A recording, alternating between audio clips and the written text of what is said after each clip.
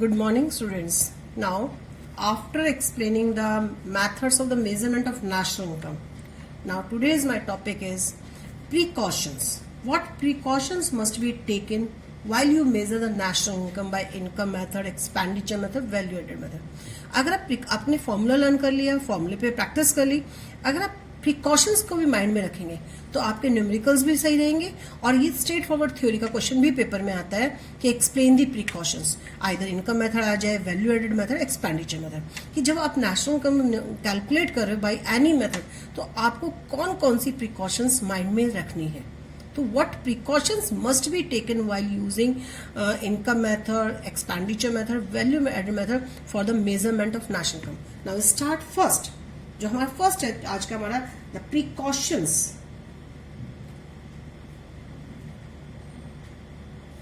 of income method. Starting हम start अगर आप इनकम मेथड की प्रिकॉशन सबसे पहले टिप्स पे लर्न कर लेंगे तो जो second value added expenditure method है वो अपने आप में इजी हो जाती है. तो सबसे पहले हम इनकम मेथड की प्रिकॉशंस ले रहे हैं कि जब हम नेशनल इनकम को इनकम मेथड से कैलकुलेट कर रहे हैं तो हमें कौन कौन सी प्रिकॉशंस माइंड में सेट करनी है. तो सबसे पहली प्रिकॉशन है हमारी कि transfer incomes are not included. Point already मैं पहले पढ़ा चुकी हूँ जब मैंने what is the meaning of the transfer income पढ़ाया था कि this income is never included in the national income. The transfer incomes are not included. जो भी आप प्रिकॉशन याद करते हैं तो विद रीजन करते हैं क्योंकि जब रीजनिंग बेस्ड क्वेश्चन आते हैं तो मोस्टली प्रिकॉशन बेस्ड आते हैं. अगर आपको प्रिकॉशन टिप्स पे याद है, फॉर्मूला टिप्स पे याद है तो आप रीजनिंग बेस्ड क्वेश्चन आराम से कर सकते हैं. तो first precaution is transfer incomes are not included. अब what type of the transfer incomes या why these are not included. तो सीधा सा क्वेश्चन है कि इसके में जितनी भी रिसीप्ट्स होती हैं they are not connected with the any production unit, production activity. तो ये जो भी इनकम है the transfer income are not included because such receipts are not connected with any production activity और you say there is no flow of goods and services against this income. तो clear है जिस income के against में flow of goods and services है that will be part of the national income, but इस income के against में there is no flow of goods and services so it is not a part of the national income. तो in national income में we take only the value of the goods and services जो हमने during an accounting year produce किया. अब जैसे मेरे को income जो मिल रही है, मैं स्कूल को अपनी सर्विसेज प्रोवाइड कर रही हूँ, स्कूल मुझे उसके अगेंस्ट में क्या पे कर रहा है, सैलरी पे कर रहा है, तो it is a part of the national income. तो सैलरी के अगेंस्ट में flow of goods and services हो रहा है सो it is a part of income. लेकिन मैं अपने बेटे को पॉकेट मनी दे रही हूँ, बट मैंने अपने बेटे को पॉकेट मनी दी लेकिन उसने उसके अगेंस्ट में कोई भी गुड्स एंड सर्विसेज का प्रोडक्शन नहीं किया. So pocket money is a transfer income so it is not included in the national income. आपको हर पॉइंट को रीजन के साथ ही लर्न करना है. अब एग्जाम्पल्स कि अब ट्रांसफर इनकम्स के एग्जाम्पल्स क्या है, just all type of taxes, all type of taxes paid by production units that is never included. याद लर्न कर लो इसको, टिप्स माइंड में सेट कर लो कि कोई भी टैक्स नेशनल इनकम में ऐड नहीं होता. Tax is only one sided payment from the household sector और the production sector to the government sector. उस गवर्नमेंट उस टैक्स के कलेक्टिव पैसे से जो भी सर्विसेज दे रही है वो कलेक्टिवली दे रही है, इंडिविजुअल बेनिफिट्स प्रोवाइड नहीं कर रही है. ठीक है. तो all type of taxes which are paid by the production units like excise duty, sales tax etcetera never included in the national income. Second example is all gifts and donations. अब आपको clear होना चाहिए कि transfer income में कौन क्या क्या ले सकते हैं. तो all gifts and donations, charity etcetera, these are the example of the transfer income. The third one, lottery, prize, etc.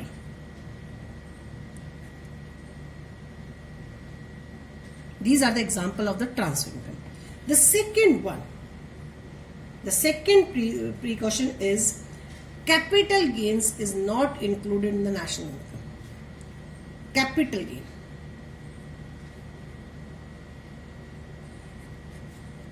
What is the capital gains? It is arises from sale of second hand goods. Second hand goods are not included. It means अगर हमने कोई चीज second hand purchase की है, if I purchase the scooty second hand, मैंने second hand scooty purchase की, वो मैंने सेकेंड हैंड परचेज स्कूटी अपनी फ्रेंड से की, तो फ्रेंड को तो इनकम मिली। मैंने 10,000 की स्कूटी परचेज की, तो मेरी फ्रेंड की जो इनकम हुई 10,000 हुई, but this is not a part of the national income. ठीक है, वो उसको हम नेशनल इनकम भी नहीं करते, क्योंकि जो स्कूटी का प्रोडक्शन था वो करंट ईयर का प्रोडक्शन नहीं है। तो ड्यूरिंग अकाउंटिंग ईयर जो करंट ईयर का प्रोडक्शन होता है, जो करंट ईयर में प्रोडक्शन केवल हम उसे ही नेशनल इनकम में लेते हैं। The value of the second hand good is never included in the national income because the value of these goods are already included. ठीक है, the value of these goods is already included when this good is produce. जब ये good produce हुई थी उसी साल इसकी value को हम नेशनल इनकम में ऑलरेडी ऐड कर चुके थे। अब यहाँ पे कैपिटल गेन वर्ड थोड़ा सा है, दो वर्ड होते हैं, एक तो होता है कि simple value of the second hand good is not to be included. अब कैपिटल गेन एग्जांपल जैसे मैं बोल रही हूँ, मैंने एक लैंड परचेज की, ठीक है, मैंने एक लैंड परचेज की 15 लाख की, मैंने उस पर कोई बिल्डिंग कंस्ट्रक्शन नहीं किया, मैंने कोई उसकी वैल्यू इंक्रीज नहीं करी। एक है कि मैंने उस पर बिल्डिंग बना के घर बना के सेल किए, तो इट मीन्स मैंने उस घर की जो उस लैंड की वैल्यू इंक्रीज कर दी। तो फ्लैट मैंने जितने की सेल किए तो वो तो मेरी वैल्यू एडिशन में इंक्लूड हो जाएगा। But on the other side अगर मैंने same piece of land 15 lakh का खरीदा था और वो मैंने 20 लाख का बेच दिया, तो जो 5 लाख मुझे एक्स्ट्रा मिले, this is the capital gain, जो केवल वैल्यू राइज हुई है only due to rise in market price.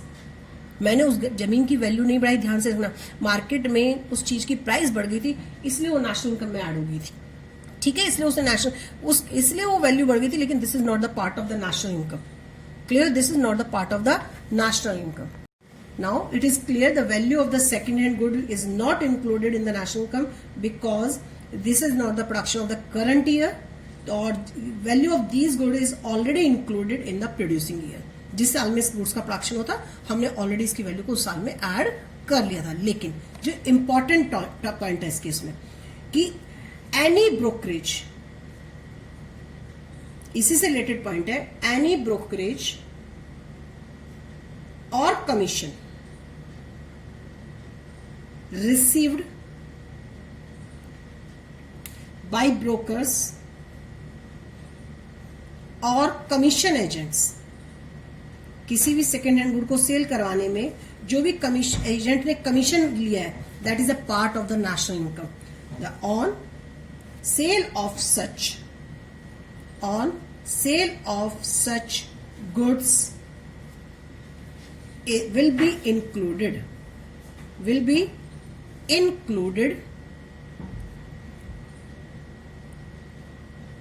as it is an income received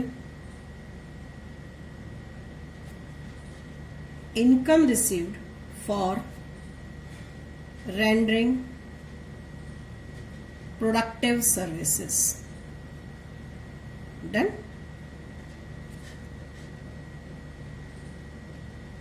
It means second hand good को सेल करने में किसी एजेंट ने जो कमीशन लिया है, that will be included in the national income because he provide the services, उसने कोई ना कोई प्रोडक्टिव सर्विसेज प्रोवाइड की। Now the third one is the income from sale of financial assets. Income from sale of financial assets like shares, bonds, debentures and government securities. इनको भी जो cell करके income मिलती है, that will also not to be included in the national income. Income from the sale of the financial assets like are not included. इनको भी हम national income में इंक्लूड नहीं करते because as such transactions do not contribute to the current flow of goods and service. Same reason जैसे हमने transfer income का reason था, सेम रीजन ये है यहाँ पे कि इस इनकम के अगेंस्ट में भी करंट ईयर में कोई भी प्रोडक्शन, कोई भी value of goods and services, flow of goods and services नहीं आ रहा है। तो it means as such transactions do not contribute to the current flow of goods and services. These financial papers just are the paper claim. आज इन shares का owner कोई और था, आज कल कोई और हो जाएगा। जस्ट वो एक पेपर क्लेम है, एक जो फाइनेंस शेयर्स थे आज ओनर कोई था, वो कल किसी और के पास ट्रांसफर हो गए, तो उन शेयर्स का कल कोई और ओनर हो गया। अब मैम हमने 10 लाख के शेयर खरीदे थे, हमने 12 लाख में बेच दिए, तो जो 2 लाख है वो 2 लाख कैपिटल गेन ही है बेटा, बस ध्यान रखना, वो 2 लाख कैपिटल गेन है। उन मार्केट में शेयर्स की वैल्यू बढ़ गई, शेयर्स का मार्केट प्राइस बढ़ गया, उस शेयर 2 लाख की कोई वैल्यू एडिशन नहीं हुई इकोनॉमी में, कोई प्रोडक्शन नहीं हुआ 2 लाख का।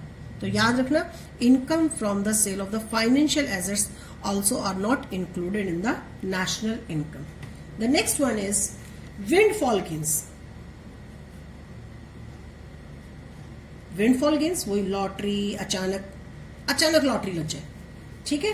Income from the like horse race also are not included, तो windfall gains also are not included in the national income, ठीक है। जस्ट बिकॉज सेम रीजन सबके साथ याद करें, there is no production activity against this income. Now the next one, income from illegal activities. The next one is income from illegal activities like smuggling, ठीक है। जितनी भी इलीगल एक्टिविटीज है, smuggling, like smuggling, gambling, thefts etcetera are not included, इसे भी हम national income में नहीं लेंगे, ठीक है। सीधी सी बात है, जो भी, क्योंकि एक्चुअल प्रोडक्शन हमें पता नहीं चलेगा इसका, तो जितनी भी हमारी इलीगल एक्टिविटीज से पैसा हमें मिलता है, that is also not the included in the national income. The next one, this is the most important, imputed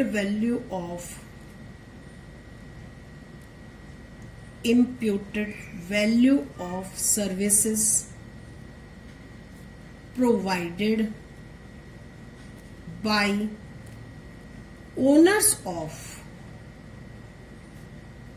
production units will be included। इसे बहुत ध्यान से समझना मेरे बच्चा, will be included। imputed value of services provided by the owner of the production। याद है आपको, मैंने इनकम मेथड जब मैंने पढ़ाया था उसमें मिक्स्ड इनकम आपको पढ़ाई थी, तो मिक्स्ड इनकम में मैंने एग्जांपल आपको दिया था डॉक्टर का। तो एक डॉक्टर अपना क्लिनिक चला रहा है, तो he is the owner of the production units, उसने अपनी ही फैक्टर सर्विसेज प्रोवाइड की और उसने उनकी एज्यूम वैल्यू दी। अगर वो अपने शॉप पे काम कर रहा है तो he work like as a worker, वो अपना पैसा यूज कर रहा है, उसने मार्केट से पैसा नहीं लिया। तो अगर वो एज ए वर्क अपनी क्लिनिक पे काम करता है, एज ए वर्कर वो सैलरी कितनी लेता, that is the imputed value. वो अपनी लैंड यूज कर रहा है, अपने उसने घर में क्लिनिक खोला है, उस इंफ्रास्ट्रक्चर पे पैसा उसने अपना खर्च किया है, तो उसका इम्प्यूटेड रेंट, ठीक है। तो like imputed value of the owner occupied house, interest on the own capital, production for the self consumption, all these values will be included because these are the productive activities and add to the flow of the goods and services। ये सारी productive activities है। अगर वो अपने clinic पे काम नहीं करता तो कहीं और करता, वो उसके अगेंस्ट प्रोडक्शन कर रहा है, क्लियर हो गया। वो अपने कैपिटल को यूज कर रहा है, इन्वेस्टमेंट में उसने अपना पैसा लगाया, ठीक है, तो अपने आप को ही इंटरेस्ट पे कर रहा है, that is the imputed value. तो इट मीन्स, अगर एक सिंपल सा एग्जाम्पल मैं लेती हूँ कि जिसमें अगर मैं जिस घर में रह रही हूँ, मैं जिस लैंड को यूज कर रही हूँ, मेरा अपना घर है, तो इसकी imputed rent it is a part of the national income, because every land has a rental value. Her land का एक रेंटल वैल्यू होता है। तो ये ध्यान रखना कि जो इम्प्यूटेड, जो जिस घर में मैं खुद रह रही हूँ उसका जो मैं रेंट ले रही हूँ, रेंट पे किसी को नहीं कर रही हूँ, बट एक वैल्यू मैंने ली, that is a imputed rent of own occupied house. इस लाइन को बहुत ध्यान से सुन लो, imputed value of owner occupied house, जिसमें ओनर, जिसमें जैसे आप लोगों के जिसके अपने घर है, देखो जो रेंट पे रह रहे हैं, वो जो रेंट पे करते, that is a part of the national income. लेकिन जिनके पास अपने घर है, अपने हाउसेज है, वो किसी को रेंट पे नहीं कर रहे, तो उसकी एक इम्प्यूटेड वैल्यू डिसाइड कर लेते, that is known as a imputed rent, that is a part of the national income, because these are the productive activities and add to the flow of goods and services in the economy. तो ये 6 हमारे पास बहुत important है। Income method की precautions, सबसे पहले आप income method की प्रिकॉशन याद रखना। जब इनकम मेथड की प्रिकॉशन करते हैं तो इनकम पॉइंट ऑफ व्यू से लिखते हैं कि विच इनकम इज नॉट इंक्लूडेड। ये तो हमें पता है कि अगर वन साइड से इनकम है तो अदर साइड का एक्सपेंडिचर है, तो ये ही सारी प्रिकॉशंस अब एक्सपेंडिचर फॉर्म में जाएंगी। जहां ट्रांसफर इनकम था वो ट्रांसफर पेमेंट आ जाएगा। बट ध्यान रखना कि मैम ने पेपर में क्वेश्चन क्या डाला है। अब इसका शॉर्ट फॉर्म में अगर मैं बोलती हूं स्विफ्ट, ये टर्म याद कर लो। The value of the second hand goods not included. Windfall gains not included. Illegal activities से income not included.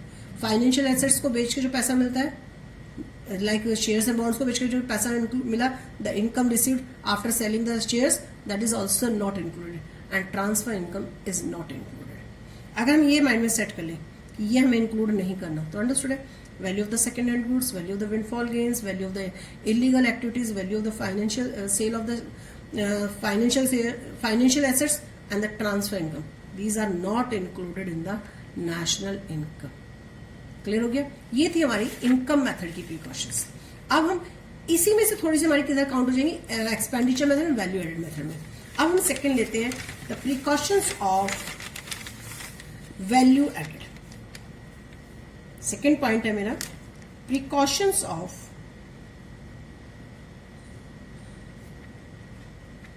Value added method.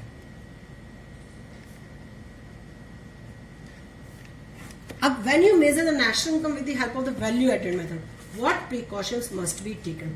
तो फर्स्ट प्रिकॉशन एज यूजुअल हमारी, the value of the intermediate good is never included.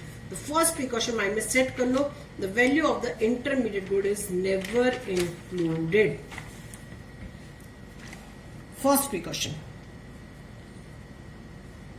value of intermediate goods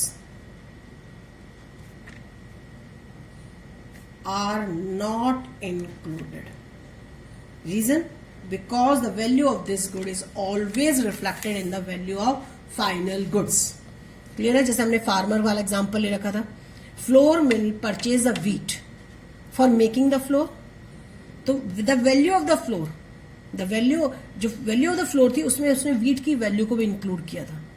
तो value of intermediate good is always reflected in the value of the final good. ठीक है? तो अगर हम intermediate goods की value लेंगे तो it create the problem of the double counting. तो for avoiding the double counting we deduct the value of the intermediate goods from the value of output. तो अंडरस्टूड है, the value of this good is never included in the national income. और you say the second precaution, अगर हम इसको एक same point में बोलना चाहें, we take the value of final output only, और you say like this, take the value of the final output to avoid double counting. Double counting को avoid करना है तो take the value of only the final output. Clear हो गया? The main point, the value of own account production in total output.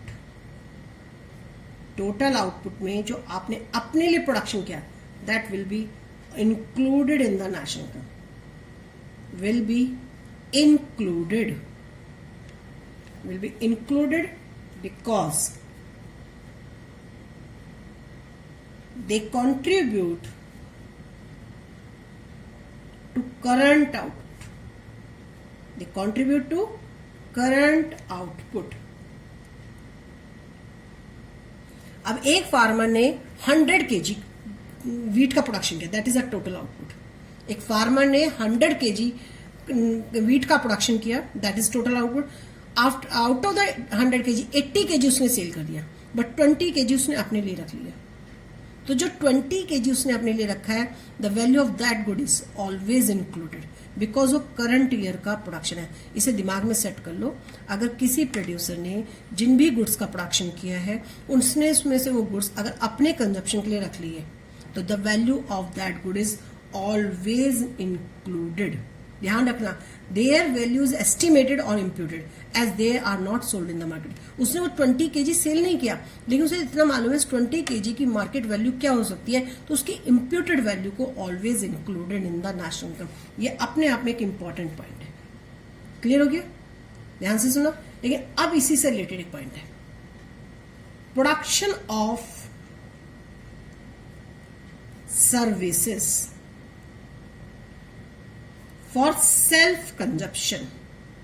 ये value of self consume goods थी, value of self consume goods, ये है production of services for the self consumption are not included. दोनों में difference है, ध्यान से देखना इस बिट को। आर नॉट इंक्लूडेड सर्विसेज, ये प्रोडक्शन है, ये सर्विसेज है, ये सेल्फ कंज्यूम्ड है, ये भी सेल्फ कंज्यूम्ड है, बट इसकी वैल्यू को नेशनल इनकम में नहीं लेते because it is difficult to measure, it is difficult to measure their market value, क्योंकि इसकी मार्केट वैल्यू को मेजर करना बहुत ही डिफिकल्ट है। अब like example, doctor treat his son, doctor किसी पेशेंट को देखता है, उसको उसे फीस पता है, लेकिन अगर उसने ड्यूरिंग द ईयर अपने सन को कितनी बार ट्रीट किया, उसकी इंप्यूटेड वैल्यू को कैलकुलेट करना बहुत मुश्किल है। सर्विसेज ऑफ हाउस वाइफ, अब आप ये कहेंगे मैम इसके अगेंस्ट प्रोडक्शन तो हो रहा है, प्रोडक्शन है, it's true, but it is very difficult to calculate its value कि एक्चुअली कितने का प्रोडक्शन हुआ, तो इसको अवॉइड कर देते हैं। तो production of services for the self consumption are not included. तो इसको माइंड में ऐसे सेट करते हैं, the value of the self consume goods is included, क्योंकि इसकी मार्केट वैल्यू को एस्टिमेट कर सकते हैं। The value of the self consume services is not included. Then next,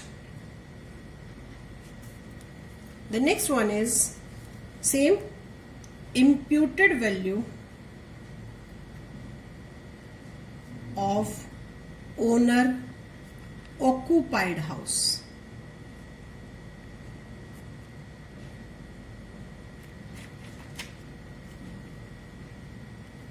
should be included, अभी बताया था just, should be included because they enjoy the house services। अभी मैंने जस्ट पीछे बताया था जैसे आपको, the imputed value of the owner occupied house, it will be included because they enjoy the house services similar to those people who stay in rented house।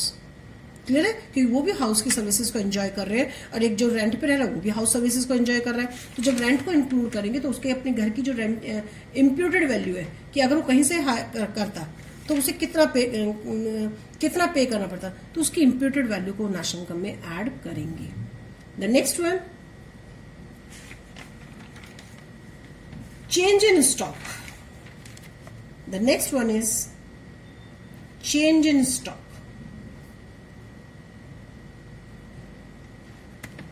it is also been included in the national income। ठीक है, the change in stock will be included। आपने पढ़ा था ना जब value added method निकाला था, value of output given नहीं होता तो हम क्या करते हैं, sales plus change in stock लेते हैं, sales plus change in stock. Why it is included, अब क्वेश्चन है कि इसको हम क्यों ऐड करेंगे, because as it is a part of capital formation। ये किसका पार्ट है, इन्वेस्टमेंट का पार्ट है, और investment is always included in the national income. There are the 6। Never take the value of the intermediate goods, always take the value of the final good to avoid the double counting। It is also to avoid the double counting। आपको reasons के साथ याद करना हमेशा। The value of goods self-consumed good is always included, but the value of the self-consumed services is not included। Imputed rent is always included, ठीक है, because every land has a rental value, and the change in stock is always included because it is a part of the capital formation। ठीक है, अब इसमें भी एक extra हम add कर सकते हैं, the value of the second hand good is not included। ये इसमें भी मेंशन आती है। तो जो मैंने क्या कहा था, पहले इनकम मेथड की मेन याद कर लेते हैं, तो इसमें से सेम आ जाएगा, the sale and purchase of second hand goods. The sale and purchase of second hand goods is not included. Reason same, because against this income there is no flow of goods and services. Clear हो गया? They were included in the year in which they were produced. The value of the second-hand good is not included because the value of these goods is already included in which they were produced and do not add to the current flow of goods and services. तो जो reason हमने income method में पढ़ा था वो same reason हम यहाँ पे पढ़ेंगे. And now the last, the precautions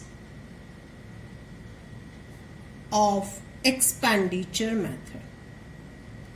अगर आपको income method and value added method की प्रिकॉशन टिप्स पे याद है तो एक्सपेंडिचर मेथड तो आपको फ्री में याद हो जाएगा, क्योंकि अगर वन साइड इनकम था तो अदर साइड एक्सपेंडिचर था.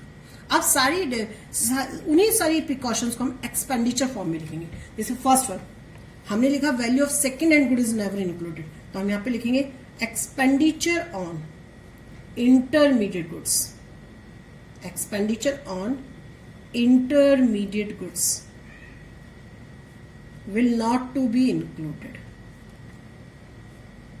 Reason same, the value of this good is always reflected in the value of the final goods. So it means we take the value of the final expenditure.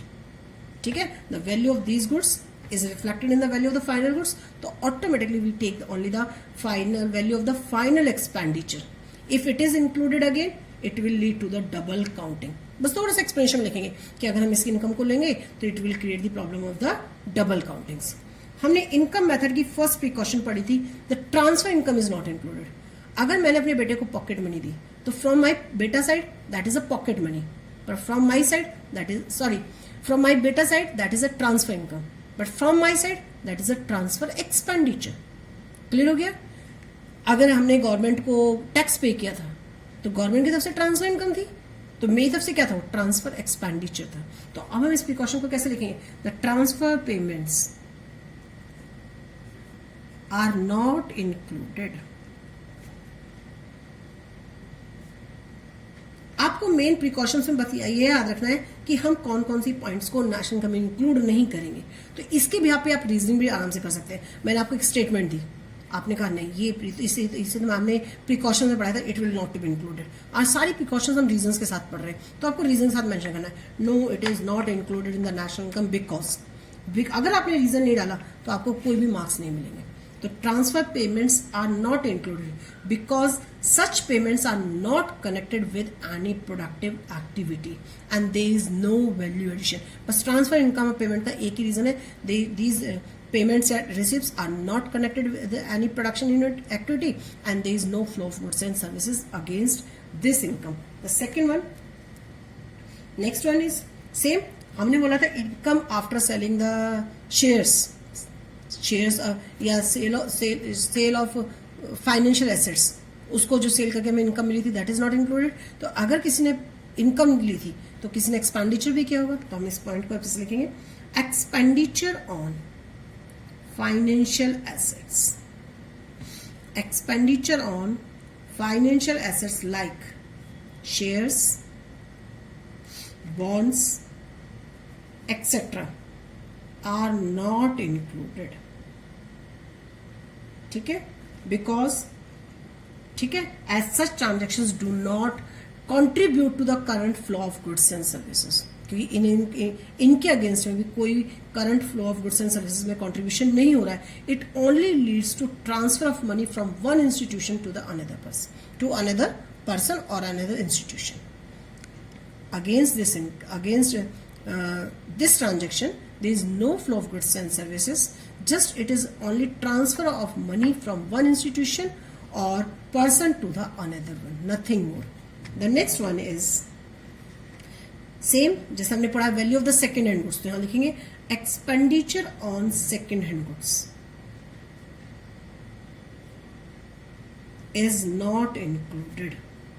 तो आपने देखा कि main आपको कौन सी learn करनी है? बस main income and value added method. Precaution की तो सारी उसमें से निकल के आई है, बस एक्सपेंडिचर फॉर्म में डालना है। तो expenditure on second hand good is not included as such transactions have already been included when they were originally purchased. जब वो फर्स्ट टाइम परचेज की थी, जब इसकी वैल्यू ऑलरेडी इंक्लूड हो चुकी है। द लास्ट वन इम्प्यूटेड, जैसे हम imputed value of the owner occupied house लिख रहे हैं, तो हम यहाँ पे इम्प्यूटेड एक्सपेंडिचर डाल देंगे। इसमें रिसीवर और पेमेंट करने वाला दोनों ही सेम पर्सन है। तो imputed expenditure on occupied on account output, imputed expenditure on account output is included। जैसे अभी मैंने एग्जांपल दिया था फार्मर वाला, एक फार्मर ने 100 kg वीट का प्रोडक्शन किया, 80 kg उसने सेल किया, 20 kg उसने अपने पास रखा, तो 20 kg की इम्प्यूटेड वैल्यू भी हमने इंक्लूड की, तो उसी को हम नेक्स्ट सेंस में बोल रहे हैं imputed expenditure on account output is included because they are productive services। ठीक है, सिंपल एग्जाम्पल है, when a farmer keeps a part of its total output for the consumption for his family, ठीक है, so it must be included as a final expenditure by farmer। Clear हो गया? तो these are the main 5 precautions of the expenditure method. तो please learn thoroughly, otherwise आपको reasoning में problem आएगी। अगर आपको प्रिकॉशंस टिप्स पे याद है, फॉर्मूला टिप्स पे याद है, तो आप रीजनिंग आराम से कर लेंगे। In the next class we will discuss the reasoning type questions. Thank you.